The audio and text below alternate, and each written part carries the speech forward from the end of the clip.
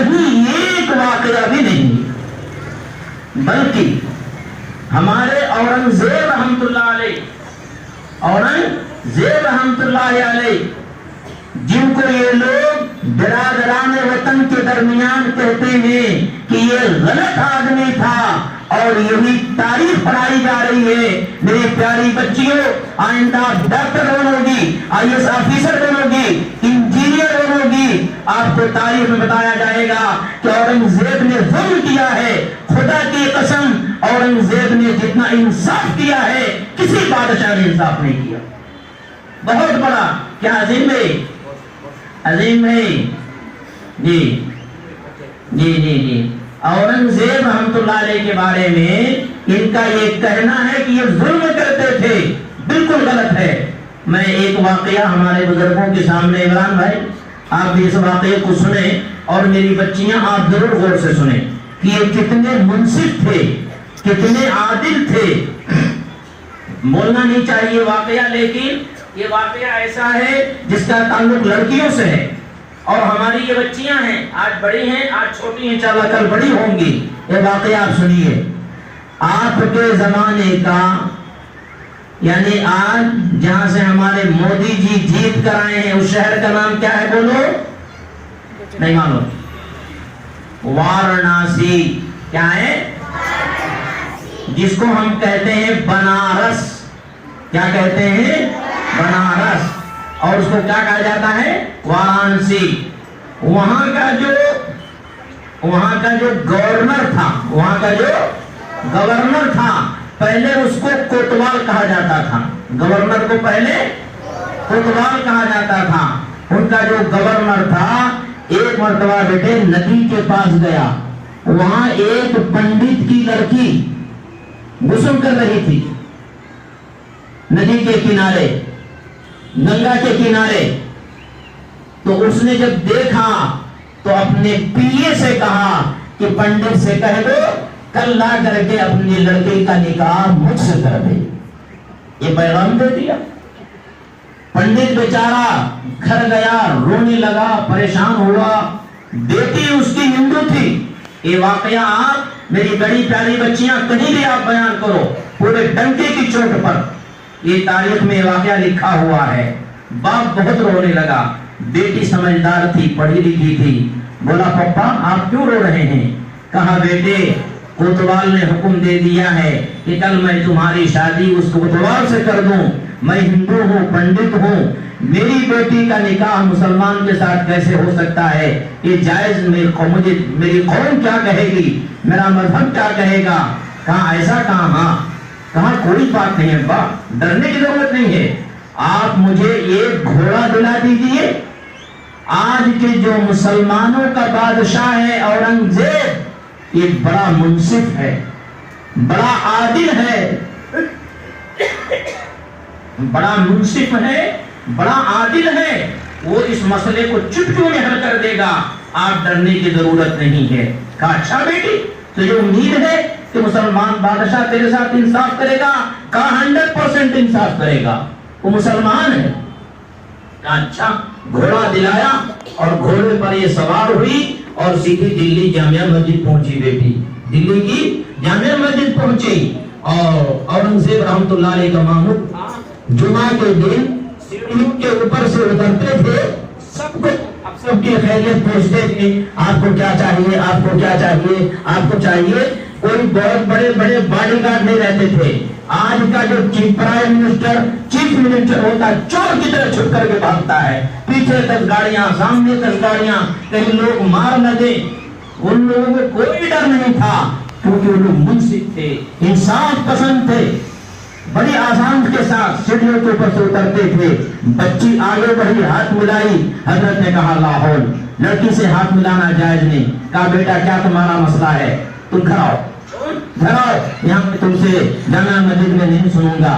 اور فوراً مجلس ختم کر کے اس بچے کو بلایا، اور بلانے کے بعد کہا بیٹا کیا ہے؟ کہا تمہارے کوتوال گورنر نے میرے باپ کو زبردستی حکم دیا ہے کہ میری شادی اس کے ساتھ کی جائے، اور میرے باپ کو یہ پسند نہیں۔ کہا کوئی بات نہیں بیٹا، ٹھیک ہے کام کرو، آج کے 8ویں دن تمہارے باپ سے جا کے کہو کہ تمہاری ڈولی سجائے اور گورنر کے گھر بھیج دے، پیچھے سے میں آ رہا ہوں، دیکھتا ہوں کیسے وہ زبردستی نکاح تمہارے ساتھ کرے گا۔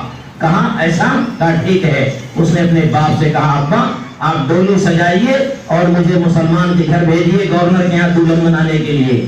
اور دوسرے دن بادشاہ جہاں بنا اپنا شاہی دربار چھوڑ کر کے معمولی ایک آدمی کے لباس میں آئے اور ہاتھی لے کر پہنچے۔ یہاں پر گورنر بڑا خوش ہے کہ آج پنڈت کی بیٹی سے میرا نکاح ہونے جا رہا ہے، جھوم رہا ہے، بیٹی غم میں رو رہی ہے۔ یہ ہاتھی کے اوپر سوار ہو کے آیا، ادھر مجلس سج رہی ہے نکاح کی، دوسری طرف بادشاہ ایک فقیر کی شکل میں آیا، اچانک اس پر جو ہے اپنے ہاتھی پر سوار ہوا اور گورنر کو طلب کیا اور کہا سامنے آؤ۔ ہاتھی سے کہا چیر دے پکڑ کر کے۔ ہاتھی نے ایک پیر کو ایک میں نہیں رکھا، ایک پیر کو سر میں پکڑا، اٹھا کر کے چیر دیا اور کہا یہی انصاف ہے اورنگزیب کا کہ جو کسی لڑکی کے ساتھ زبردستی نکاح کرنا چاہے اس کی یہ سزا۔ اورنگزیب رحمت اللہ علیہ نے باقاعدہ اس کو چروا دیا اور پھینکوا دیا اس کی لاش کو۔ لڑکی خوش ہو گئی اور اپنے باپ سے کہا ابا میں نے کہا نہیں تھا کہ اورنگزیب بڑا منصف بادشاہ۔ تو ہمارے اس ملک میں کسی بادشاہ نے ظلم نہیں کیا ہے، یہ غلط تاریخ ہے۔ اور یاد رکھو چونکہ یہ ملک ہمارا تھا، انگریزوں نے ہم سے چھینا تھا، اس وجہ سے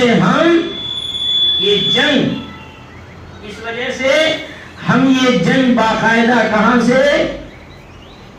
دہلی پر جس وقت قبضہ ہوا بہادر شاہ ظفر کے زمانے میں، یہ 1803 میں، وہاں سے لے کر کے 1857 تک سکھ مسلمانوں جنگ لڑی ہے، سکھ مسلمانوں نے۔ اور اس سے پہلے 117 میں جہاں پر اورنگزیب رحمت اللہ علیہ کی وفات ہوئی، وہاں سے لے کر کے 1957 تک مسلمانوں نے کہاں جنگ لڑی ہے انگریزوں کے ساتھ۔ اور ہمارے اتنے علماء اور ہمارے اتنی عوام میری بچیاں شہید ہوئی ہیں، تم اگر تاریخ پڑھو۔ ایک واقعہ سنا کے عمران بھائی بات میں اپنی ختم کر رہا ہوں کہ ہمارے علماء انگریزوں سے ڈرتے نہیں تھے، ہمارے علماء انگریزوں سے جھوٹ سے بولو ڈرتے، انشاءاللہ ہم کو بھی ڈرنا نہیں ہے۔ ہم نے انگریزوں کو بنا سے بھگایا ہے، انشاءاللہ جو ہم پر ظلم کرے گا ان کو انشاءاللہ ہم بھگا کے دم لیں گے۔ بولو انشاءاللہ، ان کو ہم بھگا کر دم لیں گے انشاءاللہ۔ یہ ملک ہمارا تھا، آج ہے، انشاءاللہ آئندہ رہے گا، آئندہ رہے گا، ہم کو کوئی بھگا نہیں سکتا ہے انشاءاللہ۔ بہرحال ظلم ہو رہا ہے، اللہ ظلم کا ضرور خاتمہ کرے گا۔ بہرحال میں کہہ رہا تھا کہ ہمارے علماء ڈرتے نہیں تھے۔ ایک واقعہ سنا کر ہماری ٹیچر محترمہ جو کی تعلیم سے واقف ہیں، آپ یہ واقعہ سنیے۔ حضرت مولانا حسین احمد مدنی رحمت اللہ علیہ بہت بڑے ہمارے بزرگوں میں سے، ہندوستان کے کیا کہتے ہیں فریڈم فائٹروں میں سے بہت بڑے فائٹر گزرے ہیں حسین احمد مدنی رحمت اللہ علیہ۔ حضرت کو مالٹا کی جیل میں ڈالا گیا اور ان کے ساتھ محمود حسن دیوبندی کو ڈالا گیا۔ حضرت کہتے ہیں کہ جب ہم ہندوستان میں بھیجا گیا، اس کو کالا پانی کہا جاتا ہے، ایسی کوٹری میں ڈالا گیا جہاں پر لا کے ناگ سانپ کو چھوڑ دیا گیا۔ عمران بھائی سن رہے ہیں؟ کالے ناگ سانپ کو لا کر چھوڑ دیا گیا کہ ناگ سانپ کاٹ لے اور یہ مر جائیں۔ حضرت کہتے ہیں جیسے ہی ناگ سانپ کا کام بتایا، حضرت نے وضو کیا اور تہجد کی نماز پڑھنا شروع کر دیا۔ حضرت شاگرد ڈرنے لگے اور کہا کہ یہ بھی اللہ کی مخلوق ہے، یہ بھی اللہ کی مخلوق ہے۔ حضرت تہجد پڑھے اور اس کے بعد اپنا ورد کرنا شروع کیے، لا الہ الا اللہ، لا الہ الا اللہ۔ حضرت نے جب مورخ لکھتے ہیں ناگ سانپ ورد کرنے لگا، کوئی بھی مندے مارنے لگا، ایسا اٹھا کے مار رہا ہے، ایسا اٹھا کے مار رہا ہے۔ آخر کار جب حضرت کا ورد ختم ہوا سیدھا باہر چلا گیا.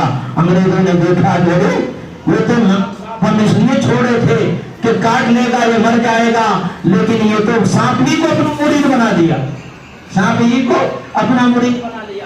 تو اللہ تعالیٰ نے جب حسین احمد مدنی رحمۃ اللہ علیہ کو بلایا گیا لاہور اس سزا میں، کیا آپ انگریزوں کے خلاف جہاد کا فتویٰ دیتے ہیں؟ کہا جی. کہا سزا معلوم ہے؟ کہا جی معلوم ہے سزا. کہا کیسے؟ حضرت اپنے بغل سے جنازے کا کپڑا نکالا اور کہا مجھے معلوم ہے کہ تم مجھے ضرور موت کا فیصلہ سناؤ گے. میں فتویٰ دیتا تھا، آج بھی دے رہا ہوں، کل بھی دوں گا کہ انگریزوں سے خلف کے جہاد کرنا فرض ہے. کہا ڈر نہیں؟ کہا دیکھو کفن کا کپڑا لے کے آیا ہوں. کفن کا کپڑا اٹھا کے رکھا. پریشان ہو گیا. تو ہمارے علماء نے نہ پہلے ڈرا نہ ڈرے. انشاءاللہ ہم کو بھی نہیں ڈرنا ہے. ہم نے آزادی پہلے ملی تھی، انشاءاللہ پھر آزادی حاصل کریں گے. آزادی کی بڑی لمبی تاریخ ہے کہ میری بچیوں بولنے کا موقع نہیں. انشاءاللہ کریں گے اور انشاءاللہ ہم ایسے مہمانوں خصوصی کو بلائیں گے اور بڑا پروگرام کریں گے. بہرحال جنہوں نے محنت کی، ہماری معلومات خصوصاً ہماری